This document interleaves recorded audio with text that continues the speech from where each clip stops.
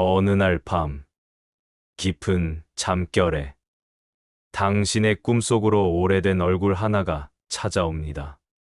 이미 세상을 떠난 지 오래된 그리운 얼굴.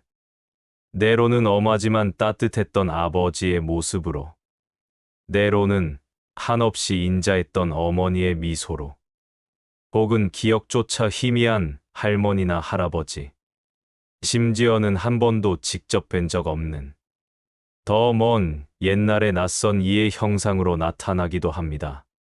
그분들은 꿈속에서 별다른 말씀 없이 그저 당신을 가만히 바라보다가 이내 새벽의 옅은 안개처럼, 혹은 창가를 스치는 부드러운 바람처럼 조용히 사라집니다. 잠에서 깨어나면 이상하게도 가슴 한켠이 아련하게 저려옵니다. 꿈속의 그 눈빛이, 그 분위기가 쉬이 잊히지 않습니다. 이것은 그저 지나간 일들에 대한 나의 그리움이 만들어낸 하룻밤의 환상일까요? 아니면 눈에 보이지 않는 저 너머의 세상에서 나에게 온 아주 조용하고도 깊은 부름일까요? 불교에서는 이 깊은 연결에 대해 이렇게 이야기합니다.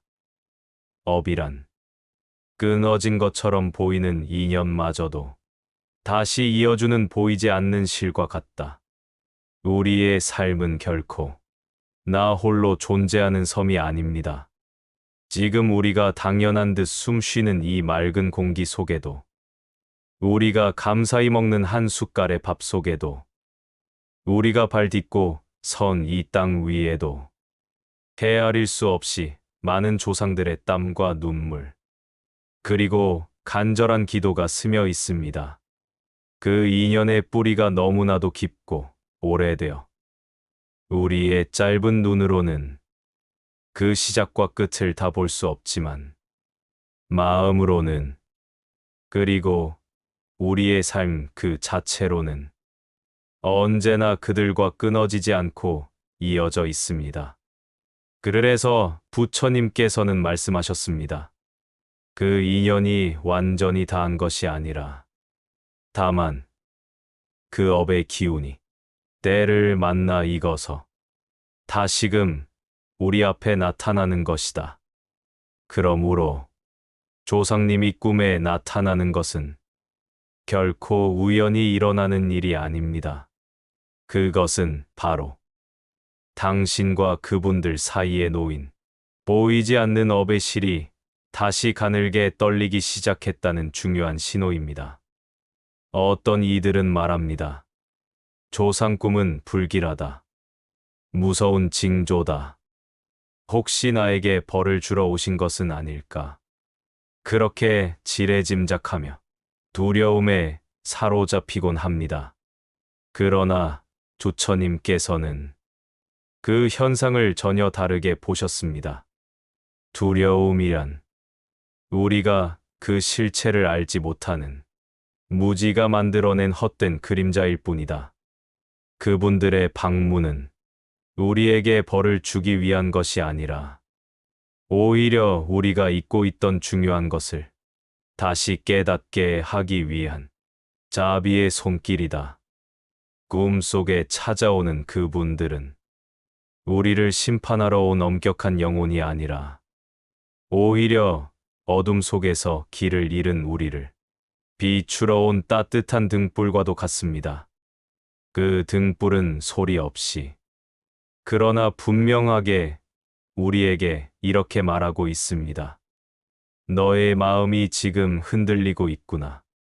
너의 인연이 아직 다하지 않았는데 내가 그것을 잊고 있구나. 내가 세상에 돌려주어야 할 빛, 즉 회양해야 할 공덕이 아직 남아 있구나. 조상님은 그저 과거에 살다 가신 분들이 아닙니다. 그들은 우리의 현재 마음과 우리가 지금 짓고 있는 업으로 여전히 긴밀하게 이어진 또 다른 생명입니다. 우리가 마음속 깊이 불안을 느낄 때, 누군가를 향한 원망을 놓지 못할 때, 혹은 앞으로 나아갈 삶의 방향을 잃고 헤맬 때, 그 미세한 마음의 파동은 보이지 않는 업의 실을 타고 저 너머의 세상으로 고요히 전달됩니다. 그리고 그곳에서 우리의 조상님 중 누군가가 그 가느다란 떨림을 듣습니다.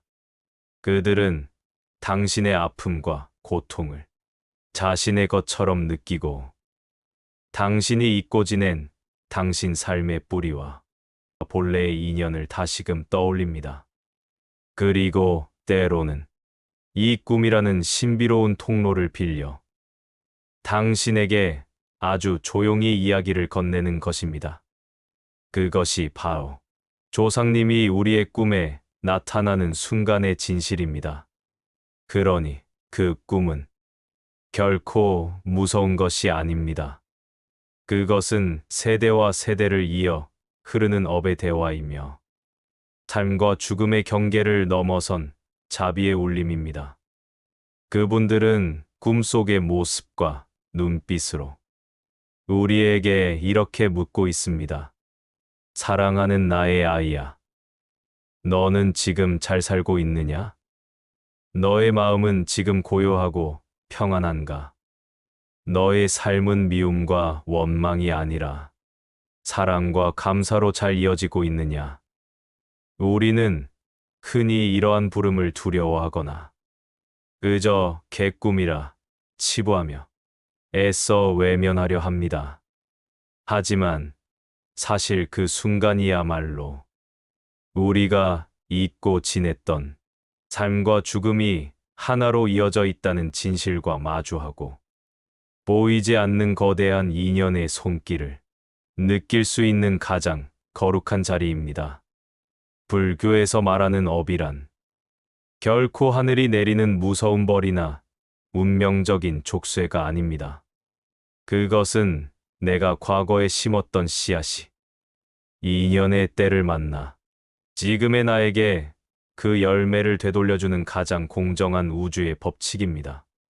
과거에 내가 주고받았던 말 한마디, 미처 다하지 못했던 사랑, 혹은 마음속 깊이 남겨두었던 원망, 그 모든 것이 하나의 에너지, 즉 파동으로 남아 사라지지 않고 있다가 때가 되면 다시 우리 앞에 그 모습을 드러냅니다. 조상님이 꿈에 나타난다는 것은 바로 그 과거의 파동이 지금 당신의 마음 상태와 만나고 있다는 뜻입니다. 그러므로 그 꿈을 두려워하지 마십시오. 그것은 누군가가 당신을 불러 잊고 있던 당신의 본래 마음자리로 다시 깨어나게 하려는 가장 따뜻하고 자비로운 손길입니다. 이제 당신이 해야 할 일은 단 하나입니다. 그 꿈을 잊지 않고 그 꿈이 전하는 마음을 이어주는 작지만 고요한 실천을 시작하는 것입니다. 조상님이 당신의 꿈에 나타나는 데에는 크게 세 가지 이유가 있다고 합니다. 그것은 당신을 부르고, 당신을 일깨우며, 그리고 당신을 돕기 위해서입니다. 첫 번째 이유는 바로 부름입니다. 그분들은 먼저 당신의 마음이 본래 있어야 할 자리에서 너무 멀리 떠나버렸음을 알아차립니다. 우리는 삶의 분주함 속에서 혹은 눈앞의 이익과 욕심에 눈이 멀어 내가 어디에서 와서 어디로 가는지, 나의 뿌리가 어디에 닿아 있는지를 잊고 살아갑니다. 입으로는 늘 괜찮다, 문제없다는 말을 하지만 마음 깊은 곳에서는 영혼의 목마름을 느낍니다. 바로 그때 조상님은 꿈을 통해 부르십니다. 나의 아이야, 너는 지금 어디에 있느냐? 그 부름은 마치 거센 바람에 흔들리는 나무가 자신의 깊은 뿌리를 다시금 더듬어 찾는 소리와도 같습니다. 당신이 아무리 멀리 떠나 있다고 생각해도 당신과 조상님을 잇는 그 업의 실은 결코 끊어지지 않습니다. 그 부름이 들릴 때 당신은 꿈에서 깨어나 문득 깨닫게 됩니다. 아, 나는 결코 혼자가 아니었구나. 나를 지켜보는 이들이 있었구나. 이것이 바로 첫 번째 꿈의 의미입니다. 그들은 당신을 부르고 있습니다. 당신이 잊고 있던 본래의 자리로, 그 고요한 마음의 뿌리로 돌아오라고 말입니다. 두 번째 이유는 때로는 조용한 경고이기도 합니다. 우리의 삶이 본래의 길에서 조금씩 어긋나기 시작할 때, 마음이 욕심과 분노로 어둡게 물들기 시작할 때, 그 흐트러진 마음의 파동은 어김없이 업의 실을 타고 저편으로 전달됩니다. 조상님은 그 위태로운 떨림을 느끼시고 걱정스러운 마음으로 꿈속에서 당신에게 다가오십니다. 그때 그분들의 얼굴은 때로 근심으로 가득 차 있거나 그 눈빛은 무언가를 알려주려는 듯 애틋하고 절박하게 느껴지기도 합니다. 어떤 경우에는 아주 무서운 모습으로 나타나 우리를 놀라게 하기도 합니다. 그 모습들은 마치 이렇게 말하는 듯합니다. 이 길이 아니다. 잠시 멈추어 서라. 내 마음을 다시 정직하게 들여다보아라. 그것은 우리를 꾸짖거나 벌하려는 것이 아닙니다. 그것은 깊은 사랑이 경고의 모습으로 나타난 것입니다. 불교에서는 이것을 업의 반사라고 합니다. 당신의 마음 상태가 흐려질수록 그 흐림이 업이라는 거울에 그대로 비추어져 꿈이라는 형태로 나타나는 것입니다.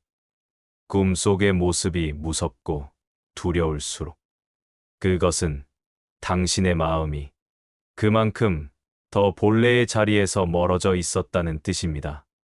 그러나 두려워하지 마십시오. 그 무서운 꿈조차 결국은 당신을 더 깊은 나락으로 떨어지기 전에 바른 길로 다시 이끌려는 가장 간절한 자비의 손길이기 때문입니다. 세 번째 이유는 그분들이 복을 돌려주기 위해 오시는 경우입니다. 이를 우리는 회향이라고 부릅니다.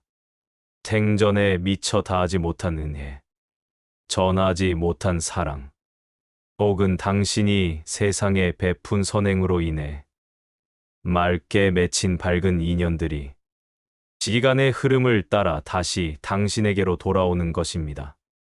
그 복은 때로는 재물이나 좋은 기회와 같은 모습으로 현실에 나타나기도 하지만 때로는 아주 고요하게 꿈의 모습으로 먼저 찾아옵니다. 어떤 이는 꿈속에서 환하게 웃으시는 조상님의 모습 속에서 깊은 평안을 느끼고 어떤 이는 꿈속에서 그분들의 따뜻한 손길에 나도 모르게 눈물을 흘리기도 합니다. 그것은 단지 감정적인 위로가 아닙니다. 그것은 보이지 않는 복이 당신의 삶 속으로 흘러 들어오기 시작했다는 가장 분명한 징조입니다. 부처님은 말씀하셨습니다.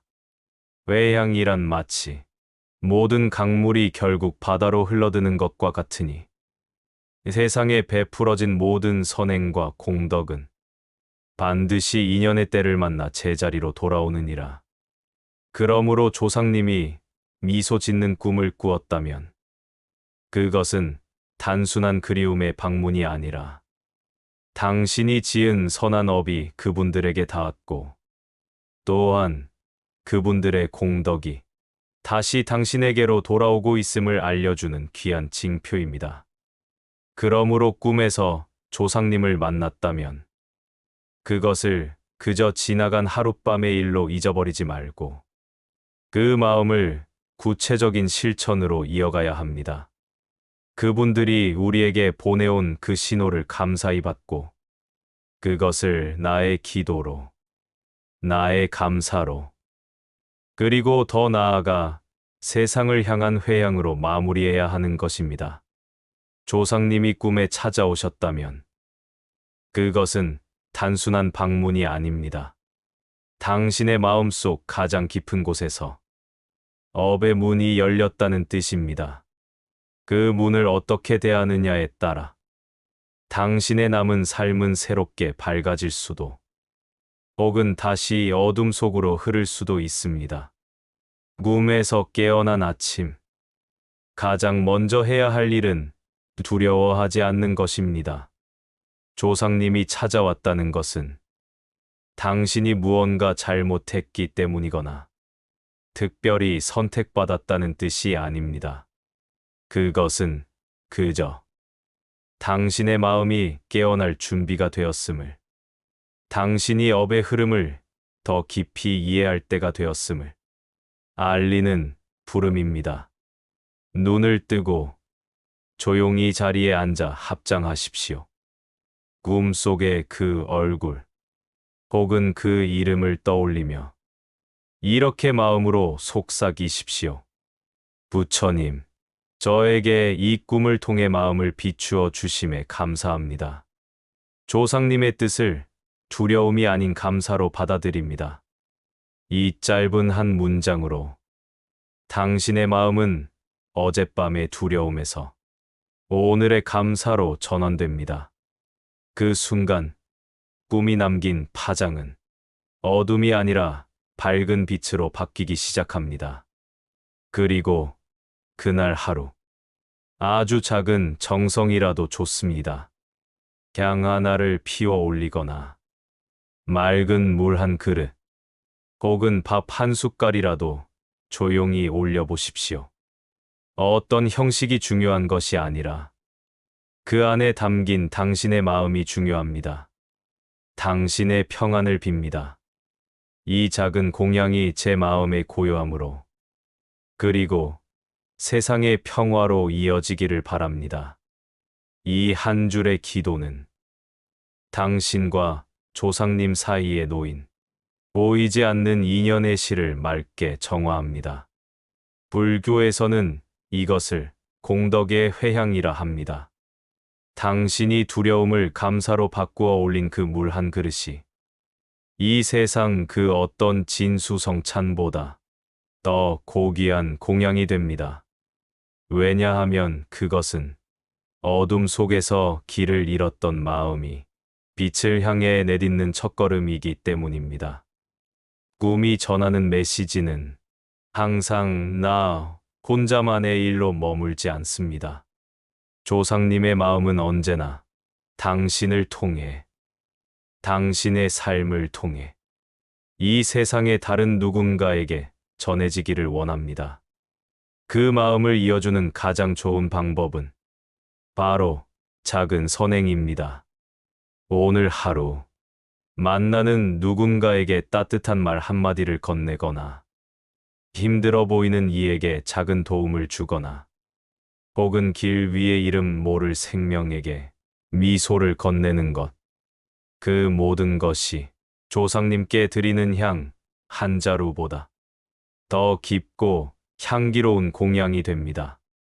왜냐하면 그 선행이야말로 당신의 조상님들이 남기신 업의 빛을 당신의 손을 통해 이 세상에서 다시 환하게 피워 올리는 일이기 때문입니다. 부처님께서는 말씀하셨습니다. 공양은 손끝에서 피어나고 회향은 마음끝에서 완성되느니라. 당신이 그 마음으로 선행을 베푸는 바로 그 순간, 그 복은 메아리처럼 반드시 당신에게 되돌아옵니다. 그 복은 때로는 물질적인 풍요로움으로 올 수도 있지만 대부분은 돈으로 살 수 없는 마음의 평안이라는 이름으로 찾아옵니다.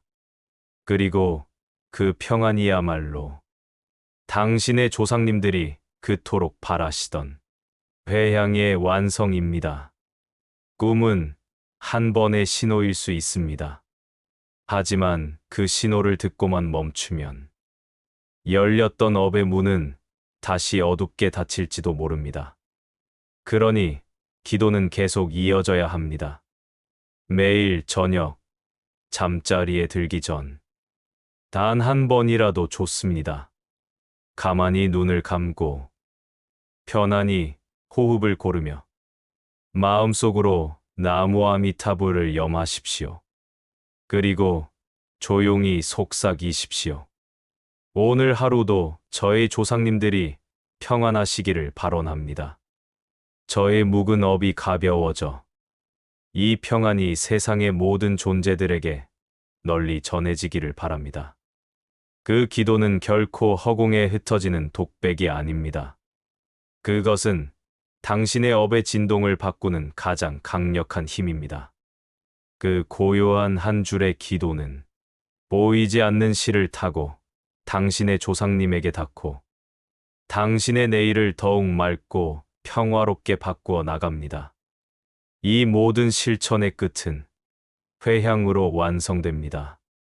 내가 쌓은 모든 공덕을 조상님에게, 그리고 나아가 이 세상 모든 존재에게 아낌없이 돌려주는 것입니다. 이때는 이렇게 마음속으로 발언하세요. 제가 행한 모든 작은 선행과 염불의 공덕을 저의 조상님들과 이 세상 모든 존재들에게 돌립니다. 이 공덕으로 모든 이들이 온갖 고통에서 벗어나 다 함께 깨달음의 길로 나아가기를 간절히 바랍니다. 그 순간 당신의 꿈은 더 이상 개인적인 이야기가 아닙니다. 그것은 모든 존재의 행복을 염원하는 보살의 거룩한 행위가 됩니다. 꿈은 사라지지만 그 꿈을 통해 피어난 당신의 자비로운 마음은 영원히 사라지지 않습니다. 그것이 바로 부처님께서 말씀하신 업에 정하여 인연의 완성입니다. 이렇듯 꿈에서 깨어나 우리가 행하는 작은 실천들은 단순히 돌아가신 분들에 대한 예의를 넘어 우리 자신과 조상님, 나아가 세상 모든 존재와 맺어진 깊은 인연의 끈을 다시금 확인하고 맑히는 거룩한 수행입니다. 우리는 흔히 조상님을 떠나신 분이라고 생각하며 그리워하지만 불교의 가르침에 따르면 그분들은 완전한 소멸이 아니라 다른 형태로 우리 곁에, 아니 우리 안에 여전히 함께하고 계십니다. 부처님께서는 말씀하셨습니다. 이연이란 바람과 같아 눈에는 보이지 않으나 세상의 모든 움직임을 일으킨다고 하셨습니다. 조상님과의 인연 또한 그러합니다. 당신의 숨결 속에, 말투 속에, 삶을 대하는 태도 속에 이미 그분들의 흔적이 살아 숨쉬고 있습니다. 그분들은 먼 과거의 존재가 아니라 당신 안에서 여전히 영향을 미치고 있는 업의 흐름 그 자체입니다. 그러므로 조상님이 꿈에 나타나시는 것은 그 업의 흐름이 당신의 마음의 성숙을 통해 더 맑아지기를 바라는 신호일 수 있습니다. 그분들이 진정으로 바라는 것은 제사상의 화려한 음식이 아니라 당신이 이 생에서 지혜와 자비를 닦아 그 공덕을 널리 회양하는 것일지도 모릅니다. 당신이 오늘 하루 마음을 닦아 고요함을 얻을 때 그 평온이 곧 조상님께 닿는 가장 큰 공양이 됩니다. 당신이 오늘 누군가에게 자비를 베풀 때 그 따뜻함이 곧 조상님의 업을 함께 밝히는 등불이 됩니다. 부처님께서 말씀하신 참된 효는 이처럼 물질적인 봉양을 넘어 깨달음으로 향하는 마음의 실천으로 이어집니다. 내 조상님을 기리는 마음으로 세상 모든 생명의 뿌리에 감사하고 그 공덕을 모든 존재에게 회양할 때 우리의 작은 실천은 우주적인 자비행으로 확장됩니다. 그러니 이제 조상님의 꿈을 두려움 없이 감사함으로 맞이하십시오. 그분들은 떠난 존재가 아니라 당신의 숨결로, 당신의 손길로, 당신의 자비로운 마음으로 지금도 이 세상에 함께 살아 숨쉬고 있습니다. 그분들의 빛이 당신을 비추고 당신의 지혜로운 삶이 그분들을 더 밝은 곳으로 인도할 것입니다. 이것이 바로 조상과 후손이 함께 깨달음으로 이어지는 영원한 인연의 완성입니다. 오늘의 이야기가 마음에 작은 울림을 주었다면 그분들의 방문을 두려움이 아닌 감사로 받아들이겠다는 다짐으로 댓글 창에 당신은 내 안의 빛입니다라고 조용히 적어 보십시오.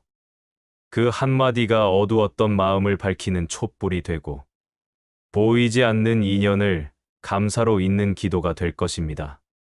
긴 시간 고요한 마음으로 함께 해주셔서 감사합니다.